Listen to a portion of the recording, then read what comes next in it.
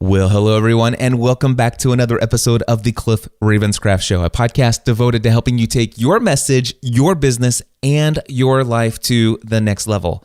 This is episode number 444, and if you haven't guessed already, I am your host, Cliff Ravenscraft.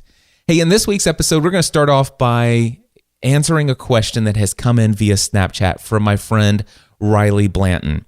Riley had reached out to me and said, Cliff, you have inspired me in the way that I podcast with your live to hard drive approach to podcasting. Now, if you guys haven't heard me ever speak of that before, the concept is that when you are doing your podcast, you prepare all of your show notes ahead of time. You've got a great outline so that you know exactly what it is you want to say in your podcast. Maybe not word for word, you can ad-lib a lot of it, but you have a really great detailed outline of where you're going to go in the show. And if you're going to play any audio clips, those are queued up and ready to go so that you can actually record those into your recording, playing it from an audio playing device of some sort, so that when you are ready for that audio clip, you play it, you're actually hearing it in your headphones, your recorder is actually recording it as it's being played, you're reacting to it as it's being recorded, so that in such a way that when you hit the stop button at the end of your recording, technically, you could just open that thing up, convert it to an MP3 file, tag it, upload it to your media host, and then publish it to your website. That's the concept of live to hard drive. Now, in one of my vlogs that I did this week, I had mentioned to my audience that I had recorded last week's episode of the Cliff Ravenscraft Show, episode number 443. And what I had told them in the vlog was that I just spent the last 2 hours editing episode number 443 of the Cliff Ravenscraft Show. Now, that episode from last week, I spent 1 hour and 25 minutes recording time. And I know for a fact I never want to produce a show that's over an hour. I mean, I've done that before, and I think it's okay occasionally if the content absolutely is essential for it to be in there. But if I can avoid it, I never really ever want to go over 1 hour. But last week, I hit the record button, and it wasn't until an hour and 25 minutes later that I hit the stop button. And I knew that last week's episode was just a bit of an anomaly due to the fact that I had so many comments that I was reading, and I had restarted several of them over and over again to get the right inflection of voice and all that jazz. But yeah, last week I recorded for an hour and 25 minutes. The episode that was actually published was only 51 minutes long. So, I spent 2 hours in editing last week's episode and took out a total of 34 minutes worth of audio. Now, what Riley is asking on Snapchat, he's like, Cliff, do you still believe in the live to hard drive approach? And if not, why have you changed? He just wanted to know. And so my response to Riley, and I did respond to him on Snapchat, but I figured it'd be a great topic here for the podcast. The answer is yes, I still love the live to drive approach to podcasting. In fact, I still use it every single week on a podcast that I do with my wife called Family from the Heart. So if you guys go to familyfromtheheart.com, if you want to get a good feel of what a podcast that has absolutely zero editing on it, where I hit the record button and the audio jingle that you hear was recorded as it was being recorded, and everything, I mean, from the beginning to the end, everything was recorded live to the drive. And as soon as I hit the stop button, pretty much the only thing I did was I opened it up in Adobe Audition. I do run a little secret sauce sound processing on my file, and then I export it out as an MP3 file, tag it, and upload it. I mean, but it is very much live to drive. So Riley and everyone else out there, if you want to hear our approach live to drive, go check out familyfromtheheart.com, listen to any one of those episodes, and yeah, we're still doing it every single week, and it works great for that show. Now, when it comes to the Cliff Ravenscraft Show, and prior to it being called the Cliff Ravenscraft Show, for years this has been known as the Podcast Answer Man podcast. I will tell you that for the last I guess at least 6 months. It might even be 9 months, and it could even be an entire year. I don't know when it changed. I would say that it probably changed whenever I stopped doing Podcast Answer Man live on YouTube. In fact, I can go look that up. I'm going to go check it out right now. And I'm back. The magic of the pause button on my recorder. I love it. Anyway, so I have lots more details here, and I have great news. If you want, you can actually see episodes of this podcast back when it was called Podcast Answer Man. You can actually see what episodes of this show were like prior to my going into heavy editing on the podcast. Back when Podcast Answer Man was live to drive, there were many weeks in a row where I was actually taking video recording of me recording the audio podcast. Just head over to youtube.com/CliffEOTC. That's CLIFF, encouraging others through content. Again, Cliff EOTC on YouTube. Anyway, if you go to my channel and click on playlists, you will see a playlist called Podcast Answer Man episodes. And there are 20 episodes of Podcast Answer Man that are available there. But the most recent episode of Podcast Answer Man that was put out in video form as I was recording it live to drive in that approach to podcasting, the last one I did was December 18th, 2014.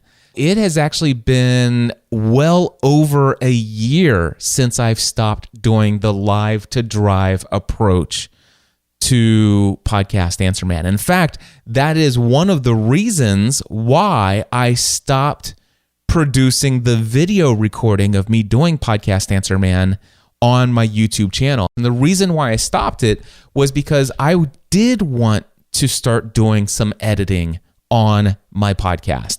And what I didn't want was my audience who was listening to or subscribed to the audio podcast feed in iTunes and there are other podcast directories out there. I didn't want them to get one version of the podcast and then my YouTube audience get an entirely different experience. And that's exactly what would have happened. The people on YouTube would have got an unedited version, but they would have had the unedited version and the audio audience would have had the edited version. Now, technically speaking, I could have actually gone in and made the same edits on the video that I did in the audio. That would have taken a lot of time. Or technically, I guess I could have made all of the edits in the video and then used the audio from the video as the audio podcast. But I don't think that would have produced the same audio quality of directly recording into the digital audio recorder that I have now. So there are plenty of reasons why I made the decision to stop doing the video versions of these things. And one of those reasons was that I wanted to start doing a little bit more editing on the podcast itself. But I know that the question that Riley has, and perhaps some of you might have as well, is why did I decide that I wanted to start doing all this editing on the Podcast Answer Man, or now the Cliff Ravenscraft Show? Why did I want to start editing this podcast all of a sudden? And why not make the same change to Family from the Heart, for example? Well, I do have 4 reasons that I have written down in my show notes here that I'll share with you as to why I decided to no longer do the live to drive approach to this particular podcast, at least since December 2014. Reason number 1, it's a direct response to feedback that I got from my community. I did receive some criticism about the podcast and constructive feedback. There were several people who shared it in a very negative tone, and they seemed very hateful and spiteful in the way that they communicated it with their 1-star review in iTunes. But I still even had some valued members of my community who had reached out to me and said, "Cliff, I absolutely love your show." And I say this with all due respect, but sometimes your opening monologue, which can be great at times, other times they get a little long in the tooth. You know, they're a little bit longer than they need to be. And many times when it comes to the various different topics you speak about in your podcast, there are times when you are so passionate about the topic for which you're talking about that you want to make a point, and you actually do an excellent job of clearly communicating your point, But then you go and give another example and make your point again. And sometimes you'll make the same point 2 or 3 times. And I realized this was true myself. I recognized that, yeah, you're right. I am doing that. And it wasn't something that I was happy with. And that's one of the reasons why I said, you know what? I do want to take this seriously. And this leads to some of the other reasons as well. So the second reason was that I did want to be very respectful, and I wanted to honor the fact that you guys, my audience, my community, are blessing me with your attention. And I want to honor your time. I want to respect your time. And there's no reason for me to provide you an hour-long podcast if I can give you the same valuable information and make it clear and succinct and to the point in 40 minutes. I mean, 20 minutes giving that to you as a gift is an extremely valuable gift that I can offer to you. Now, there are times when I feel like everything I said in an episode was totally worth the entire hour that I've just published online. But last week was an example where I recorded for an hour and 25 minutes, and there was no way I was going to publish that episode at an hour and 25 minutes. And that's why it ended up being, 51 minutes long. I edited out a ton. And again, that was an anomaly. There was a lot of reasons why that one was long. I hardly ever spend 2 hours editing an episode of the Cliff Ravenscraft Show. Today's episode, by the way, if I had to guess, I'll probably spend the amount of time that I recorded editing the show. So let's just say I record for 50 minutes today. I'll probably spend 50 minutes editing the show because I will listen to the entire thing and I will simply just be editing out little bits and pieces that I feel are not necessary. Or if I maybe said something and I made a mistake and then I give myself a long pause and I restart the last phrase where I want to pick up from. And I've actually done that a couple times in this episode. You'll never know because those were edited out. But on average, if I'm recording for 50 minutes, I'll probably spend 50 minutes editing the podcast. And so on average, a 50-minute show will probably end up being 42 minutes long. If I record for an hour and 10 minutes, I'm probably going to spend an hour and 10 minutes editing the show, and that episode will probably be somewhere between 52 to 58 minutes in length. These are just approximations, but this is what I've been doing. So again, number one was response to feedback. I was a little long-winded in some of my monologues, and there were many times where even outside of my monologues, a main point, I would make my point, but then go on and on and on and drone over again. And I realized that. And so I wanted to be respectful, which is number two. And then the third reason is that I do want this particular podcast to have a little bit more of a polished production. I want it to represent my professional brand well. Now, I will tell you, I have to balance that with my core values in my brand, which are authenticity and transparency.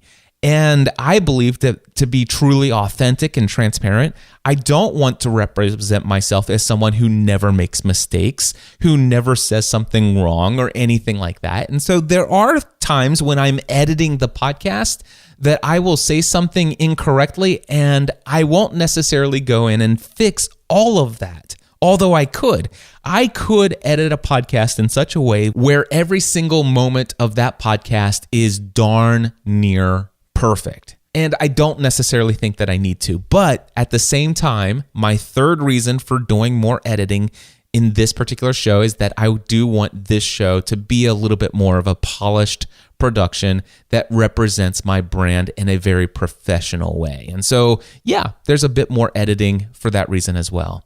And then also, and this fourth reason is probably the biggest one, and that is that I am recording this episode on Thursday at 5:46 p.m., less than 12 hours before it's due to you guys. And so I am recording this show technically in my mind at the last moment. Now, I have done show preparation on this topic. So what you've heard me share with you so far, with the exception of needing to go and look at YouTube, I did not anticipate in my show preparation, in my outline, that I was actually going to go and look what date was it that I stopped doing Live to Drive on this podcast. But then while I was recording, it's like, yeah, I am going to go do that. And that's become a part of the show. But the good thing is that there's not going to be a ton of editing that is necessarily on this particular show, is because everything that I've said so far in this episode was outlined ahead of time, with the exception of the YouTube research. Now, I will tell you authentically, transparently, I am now at the end of my show notes. I do not have any further show preparation beyond what I'm saying right now. So anything else I say from this point until the end of the episode, completely off script, no outline whatsoever to go on.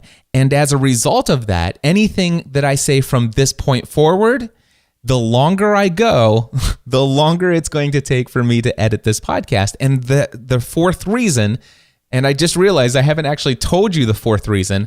And the fourth reason, as I have it written down in my notes, is that many times editing is required as the result of a lack of solid show preparation. Ideally, I want to have a really good outline with all of the main topics clearly outlined, and then all of the sub-points that I want to make under each of those main topics. And if I have that, then I don't necessarily need a ton of editing. But anyway, Riley, that is why I have decided to do a little bit more editing. And now for more authenticity and transparency, what I'm going to tell you that I'm doing right at this very moment is that I am going to pause the recorder, and I'm going to look at the list of potential topics that I have written down for myself. And I'm now going to outline another topic or two for me to cover in this episode. So I'm going to do that right now, and I'm not editing this out. And then I'll come back and unpause the recording and let you know what we're going to talk about next. Okay, so I have my next topic, and in fact, I actually have two more questions. They're related to one another, and they're both as a result of people who have been following my daily vlog that I've been publishing. Many of the people who are watching my vlog on a daily basis get a behind-the-scenes look into what some of my daily life looks like. And one thing that people have noticed is that there have been a couple times when I am up late Thursday evening, sometimes actually into Friday morning. I think one Friday morning I went to bed around 3:30 or 4:30 in the morning and literally just hit publish on the podcast episode for this podcast within an hour of its actual deadline to get it published. And so two questions have come up as a result of this. One person asked, why do you record your show every week instead of just doing batch processing? The first thing that I'll share is that there have been many times that I have batch processed many weeks worth of episodes of this particular podcast. I did this over the summer this past year when our family went on a 2-week European vacation. We went to Scotland, London, Wales, Paris, and the Netherlands. And during that trip, I had recorded, I think, a total of 4 or 5 weekly podcast episodes before we left, to make sure that we had the one right before we left, the 2 weeks that we were gone, and I think a week or two afterwards. I did the same thing. I did a couple batched processed episodes, I think probably 2 or 3 weeks worth, when I went back to the UK later in the year to do the keynote address for New Media Europe. And most recently, I did 6 weeks worth of content, pre-recorded and batched and all scheduled and ready to go automatically, when I spent 2 weeks in New Zealand earlier this year for the Asia Pacific Podcast Conference. So I am no stranger to doing batch processing, and when I have plenty of time to know that I'm going to be doing these things, then yes, I absolutely plan to do batch processing. Now, why am I not doing batch processing right now? Why is it that sometimes I'm up until 3:30 in the morning, Friday morning, to hit that deadline for 5 a.m.? And the reason why it's happening right now and why I'm not doing batch processing is I'm currently wrapping up the 4th and final week of my 24th session of Podcasting A to Z. I currently have 17 students who are in this session right now, and I've been working and devoting my time, effort, and energy to making sure that they're my number one priority, and I'm walking them step by step through every single step in the process of launching their podcast and more. So the next obvious question is, why didn't I batch process a few weeks worth of content knowing that I had this session of Podcasting A to Z come up? And I had intended to do so right after I got back from my New Zealand trip. But what I did not expect was just how long I would be impacted by jet lag coming back from my trip to New Zealand. And it really wiped me out in a very big way. Once I was over jet lag, I had to go all in on marketing of Podcasting A to Z, and then, of course, jumped right into Podcasting A to Z. So that's why I didn't get any done that time. Now, I do actually go back and forth on the idea of batch processing as far as how I feel about it. There are some times when I kind of like the idea of having a fresh approach to the content that I'm creating. And there have been times when I have batch processed a few episodes in advance, and then all of a sudden something major is on my heart, something big I want to share with my community. And I don't want to wait for 4.5 weeks before that episode's going to be released for my community to hear about this thing I'm so excited about. And I found a way to kind of avoid that from being a problem. Usually when I batch processed a couple episodes in advance, I try to avoid using the episode numbers in those episodes. I've approached it a couple different ways, but there are some times when batch processing can be a little bit of a nuisance for me if all of a sudden I feel like there's something that I want to get out to my community and I don't want to make them wait until it's that episode's turn to be released. And it is always a little weird for me to kind of release content out of order because I might want to refer something that I mentioned in a previous episode, which you're not going to hear until 2 weeks from now. And it's like, wait, I know it seems a little crazy and it can all be worked around. And there are times when I definitely need to batch process. And there are times when I do batch process. By the way, for those of you who are brand new at podcasting, you're just getting started, I do not recommend that you batch process podcast episodes. I am completely against it for the brand new podcaster who hasn't found their voice yet. And the reason why is because I believe if you're a brand new podcaster and you haven't quite found your voice yet, if you batch process episodes, what's going to happen is you're going to make the same kind of mistakes in the next 4 or 5 episodes that you record because you're not taking time to grow in between the recording of episodes. So if you're doing a weekly podcast, which is usually what I recommend for most people, and you're just starting out, you haven't quite found your voice yet, I do not recommend that you record 3 episodes or 5 episodes and then put them online. Instead, I recommend you record 1 episode and publish it. And I know that that goes against what other guys and gals out there are saying. That's fine what they say. I disagree with them. I say record 1 episode, put it online, and make a commitment to yourself that you'll wait at least 5 days before recording episode number 2. And during those 5 days, I recommend that number 1, you have to listen to your own episode and make notes on how you can improve it. Number 2, ask a close friend, another podcaster, or somebody else to listen to the episode and provide you some feedback. Even if it's just one person who would be willing to do that for you. And then number 3, I encourage you to listen to 2 or 3 or 4 other podcasts from other people. Doesn't matter if they're in your niche or anything like that whatsoever. But I want you to listen and take notes about how they're doing their show. Think about the way that they incorporate music. Think about the way that they communicate. Think about the format of their show. Do they use jingles? Do they do segments? What are they doing that you don't like? What is it that they're doing that you do like? And then ask yourself, is there anything that I can take as inspiration from listening to these shows to improve my show? So now what you've done is you've recorded your first episode, you've put it online, you've listened to your own episode and took notes, you've asked somebody else to listen to it and asked them to provide feedback, and you've got that feedback, and you've listened to a couple other people's episodes out there, and you've taken some time to think about how what you were learning from them can help you improve. And then 5 days later, You now record episode number 2, and guess what? Episode number 2 sounds a whole lot better than episode number 1. And then what I would recommend is after you publish episode number 2, wait at least 5 more days until you record the 3rd episode. And guess what I'm going to ask you to do? Listen to your own episode. Ask a friend to listen to it and provide you feedback, and listen to some other podcasts. And I recommend that you continually do that and don't do any batch processing until you have found your voice, until you finally feel like it's clicked for you. It's like, you know what? This is the content that I feel good about. I feel great about the way that my show's format is. When you feel like that, then that's when I would recommend that, go ahead and batch process the next 5 or 6 or 7 or 8 episodes, and you've got a month or 2 of content ahead of schedule. But until then, all right, that's my thoughts.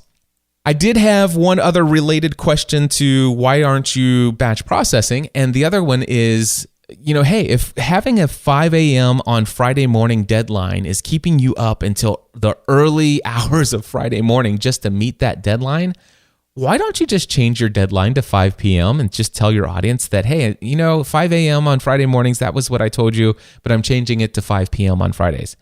You know what? Here's the reason why, is because a deadline is a deadline. And whether I make it 5 a.m. on Friday morning or 5 p.m. Friday morning, the reality is that when things are as busy as they are now, then it's going, no matter what day, no matter what time, chances are it's going to be a race to the deadline to get it online. The fact that I have a deadline is what forces me to get it done in spite of how crazy my schedule is. The fact that I have committed to you guys that you are getting this episode by Friday morning is why I'm here recording this episode right now.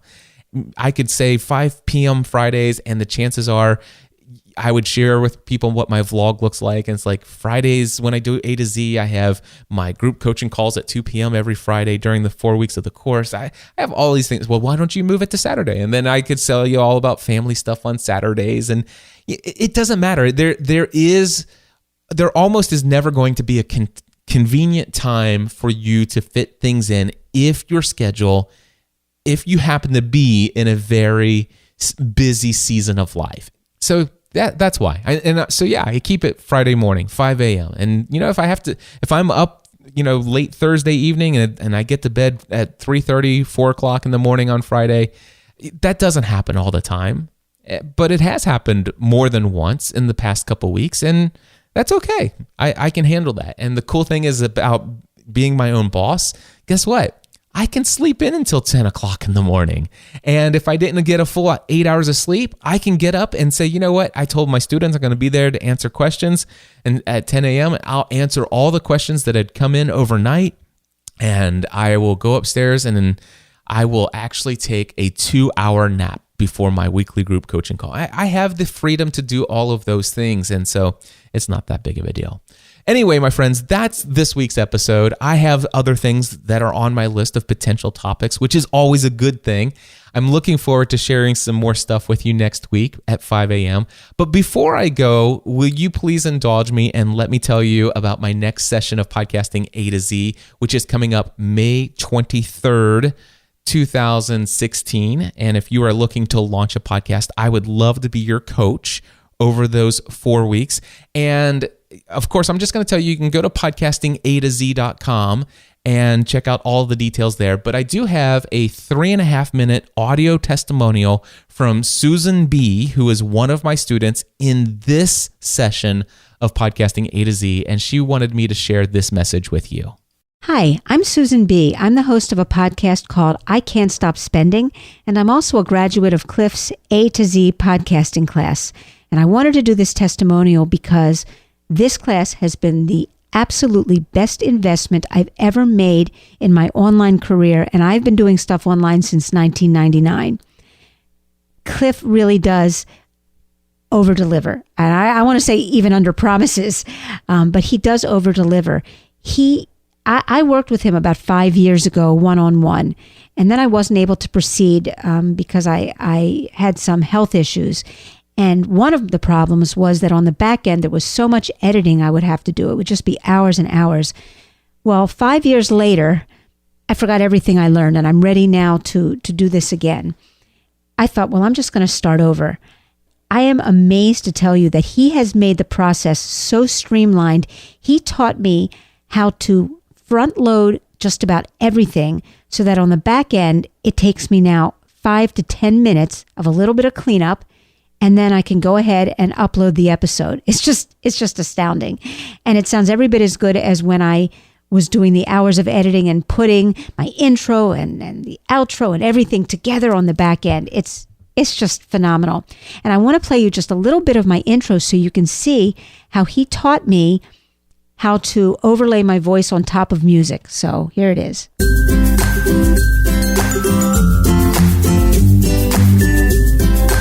Hey everybody, it's Susan B. And you're listening to another episode of I Can't Stop Spending. So that's just a little bit of my intro, and I did that all myself, and that's only because of his patience. The videos that he's created are amazing. They literally tell you what button to push when. He draws in it so you can see. I needed it to be, I was kind of nervous, and I needed it to be very, very clear, simple, and that's what he's done. So whenever I was unsure about something, even after watching that, sometimes there were just things I just for whatever reason needed more help with.